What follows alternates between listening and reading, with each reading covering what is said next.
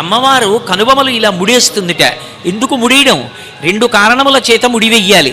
ఒకటి, ఆలోచన తట్టకపోతే కనుబొమలు ముడిపడతాయి. 2, కోపం వస్తే కనుబొమలు ముడిపడతాయి. భ్రవౌ భుగ్నీకించిత్, ఆవిడ కోపం వచ్చినట్టు ఇలా ముడియుదుట. ఏదో జ్ఞాపకం రాకపోతే ముడిచినట్టు ముడియుదుట.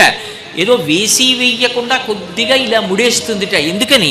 అయ్యో వీళ్ళకి ఆపదొస్తోందే, వీళ్ళని నేను రక్షించాలే, వీళ్ళు చటుక్కున నన్ను పిలుస్తారేమో, నేను పరిగెత్తికి వెళ్ళాలే, ఏం మనం పిలవకుండా ఆవిడ రాకూడదా, ఆవిడ సర్వజ్ఞ కదా, అంటే మనకి బుద్ధి ఇచ్చిందిగా, మనం పిలవాలిగా, పిలిస్తేగా పరిగెత్తుకు రావాలి.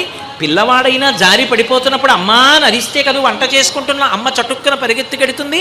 ఎవరు పిలుస్తారో అని ఆ తల్లి నిరంతరం అంత జాగ్రత్తగా కళ్ళు ఈ చివరి నుంచి ఆ చివరి వరకు తిప్పుతూ చూస్తూ ఉంటుందిట.